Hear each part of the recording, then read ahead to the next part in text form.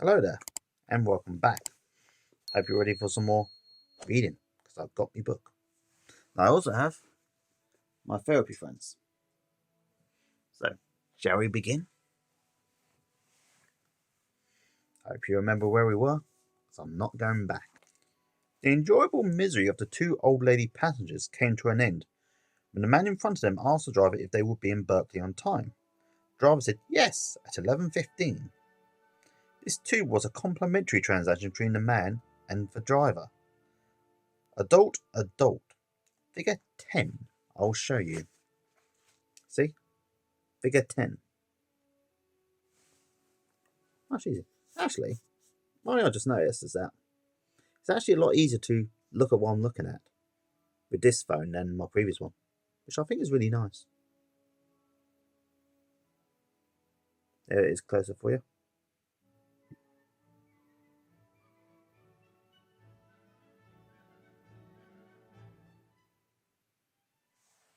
Back to it.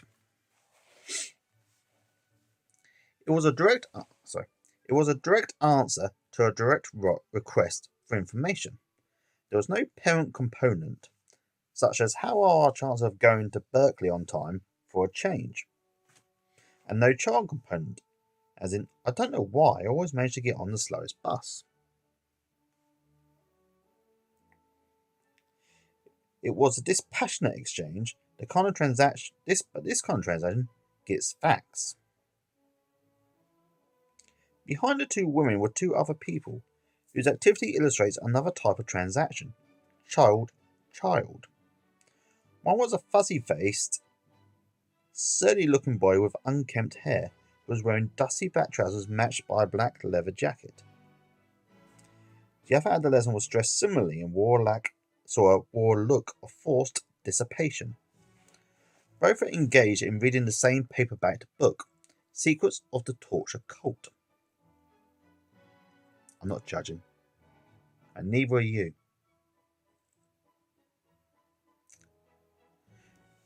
Had two priests been poring over the same book, one might have assumed they were looking for adult data about this strange subject. But from observing these two adolescent boys, one was more likely to assume that this was a child-child transaction, involving somewhat the same cruel pleasure two 5-year-old boys might find in discovering how to pull the wings of flies. Now let us assume the adolescents acted on their new knowledge and found a way to torture someone as outlined in their text. There would be no adult input, such as no understanding of consequences, and no parental input, because it's horrible to do something like that. Actually, before we go, I'll show you figure 11, the child-child transaction.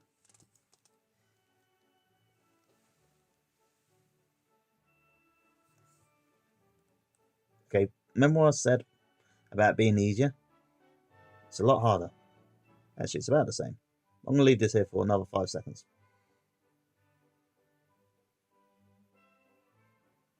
And that's enough. Sounds like it's easy if you do it this side, because I can do this. But this side, see, everything's blocked. Who'd have thought it, eh? That I would make such a rookie mistake. But you know what? Doesn't matter. Now, where was I? Oh, yes. Even if the transaction turned out badly for them, such as the arrival of the police or of a mother in the case of the 5-year-olds pulling wings off flies, the two persons involved in the transaction itself would have been in agreement. Therefore, it is complementary. Child. Remember going back to figure 11, which we just looked at. Stimulus. Her duty is home with the children. Okay. Remember, people, this book was written in the 1960s. So you're not going to get... Some of these examples are not going to be the most progressive going, okay? But if it gets too controversial, obviously I'll cut them out or I'll just leave bits out. Response. She obviously has no sense of duty. Stimulus. It is discussing the way taxes keep going up to feed all these no-goods at the public trough. Response. Where will it end? Stimulus. Kids nowadays are lazy. Response. It's a sign of the times. Stimulus. I'm going to get to the bottom of this once and for all. Response. You should. You have to nip this kind of thing in the bud. Serious, illegitimate, you know. Response. Oh, that explains it. Serious, John fired? How dare they do such a thing? Response. Fair, honey. I don't know why he worked for that stupid company in the first place. Stimulus. She married him for his money. Response. Well, that's all she got. Stimulus. You can never trust one of these people. Response. Exactly. They're kind of all alike. See, this is conversations I've heard happening now. Hey, you go on social media, you see very similar things. You really do. Some things, what they say, isn't it? The more things change, the more they stay the same.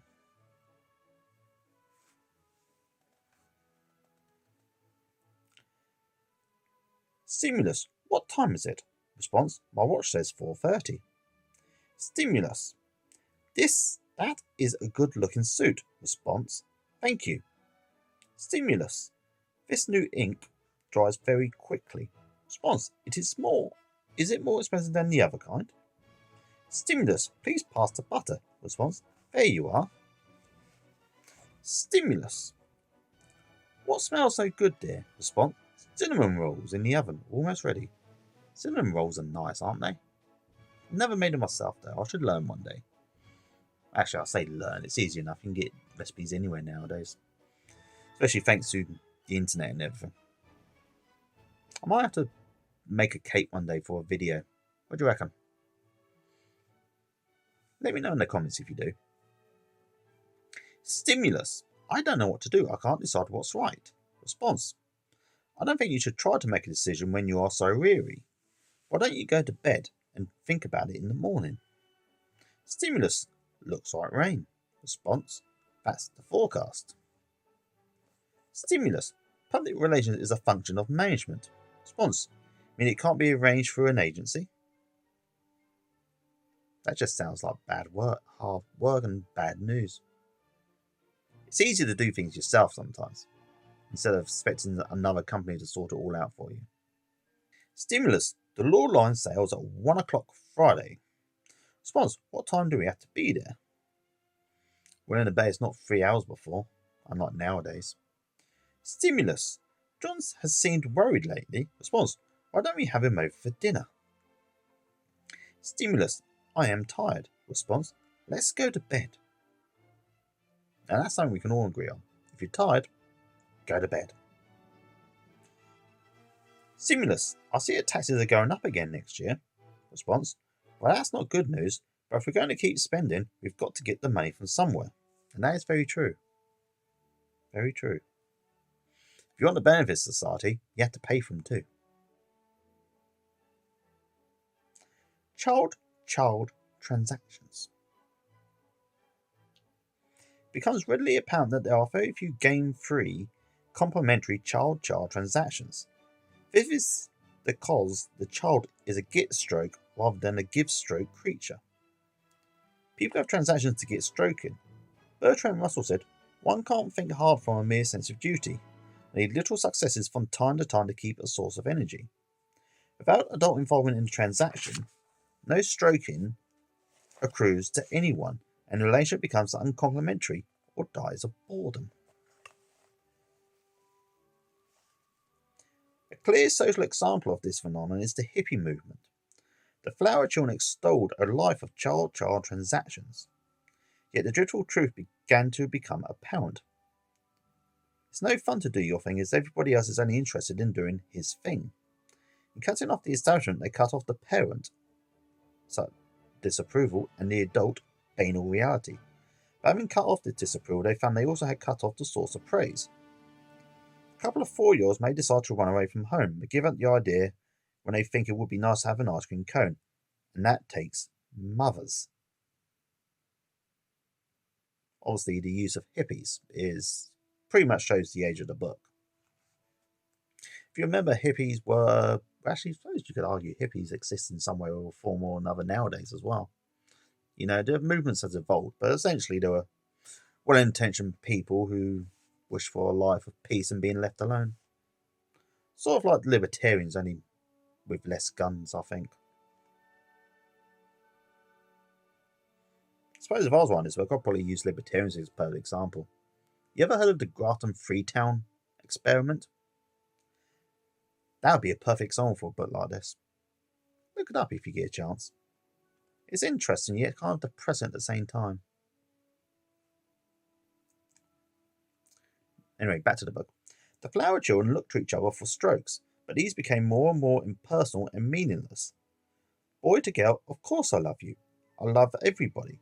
Life thus began to settle down into more and more primitive means of stroking, such as fantasy stroking, escapism through drugs, and continual sexual activity. Sex can be solely a child-child activity inasmuch as the sexual urge is a genetic recording in the child. As all primary... one of my friends has fallen over. Where are we? Here we go. Let's go back to the beginning. Sex can be solely a child-child activity inasmuch as the sexual urge is a genetic recording in the child, as are all primary biological urges. The most pleasurable sex is more, however. In fact, there is an adult component of considerateness, greatness, and responsibility for the feelings of another. Not all hippies are devoid of these values. See, I'm glad he said this, because I was beginning to think this guy just had it in for hippies. Not all hippies are devoid of these values, just as not all hippies are devoid of a parent and adult. Many, however, live on a self-seeking basis and in a sense use each other for sensory stimulation. Now, to go back to the sex, and I don't wish to drag this book down or get demonetized in any way, because I know YouTube is looking to do that, although the joke's on them because I'm not monetized yet. You can't demonetize that which has yet to be monetized. Anyway, what the book's basically saying is, sex is better when you're in love with a person. And they love you back, obviously. Of course, some people will argue with that one way or the other, but that's what the author's basically saying. Anyway, back to the book. Happy hippie relationships or childhood friendships, which are full of fun, will be found to contain not wholly child-child transactions, but adult data processing and parent phase as well. For example, two young girls playing. 1. I'll be the mama and you be the child. Number 2. I always had to be the little child. Number 1. Well, let's take turns. You be mama first, and next time I'll be mother. This exchange is not child-child because of the adult input. Apparent in the last statement. Also, many of the transactional small children are adult, although they may seem childish because of data deficiency. Little girl, emergency, emergency. Buzzy the cat lost a tooth. Sister, does the good fairy bring money to cats? Never did when I was growing up, I know that much. Both stimulus and response are adult. Valid statements on the basis of the data at hand. Good data processing, wrong data. Complementary child-child transactions can more readily be observed in what persons do together than in what they say to each other, as is true of very small children. A couple holding on to each other for dear love and screaming at the top of their lungs in the middle of a roller coaster ride are having a child-child transaction. Tagliavini and Tassanari singing the Act 3 duet from Mephistopheles. Those words will be up on the screen. Could be said to be having an intense child-child transaction. Grandma and Grandpa walking barefoot on the beach could be said to be having a child-child transaction. Yet the adult made the arrangements for these happy experiences. Took money to ride the roller coaster. Tagliavini and Tassanari trained for years in order to experience the ecstasy of singing. Grandma and Grandpa share the joys of togetherness made possible by a lifetime of give and take. A relationship between people cannot last very long without the adult. Thus, we may say that complementary child-child transactions exist with the permission and supervision of the adult. When the adult is not around, the child gets snarled up in cross-transactions, which will be described later in this chapter. And that, people, brings us to the end of the book. Well, for tonight anyway. The book itself is not actually finished. Because, we've still got all that yet. But we're done for tonight anyway. Now, I hope you learned something, and hopefully YouTube doesn't get too mad at me mentioning, the S word. But without further ado, I shall say my good night. Good night, everyone. Please take care, and remember, love each and every single one of you. Bye.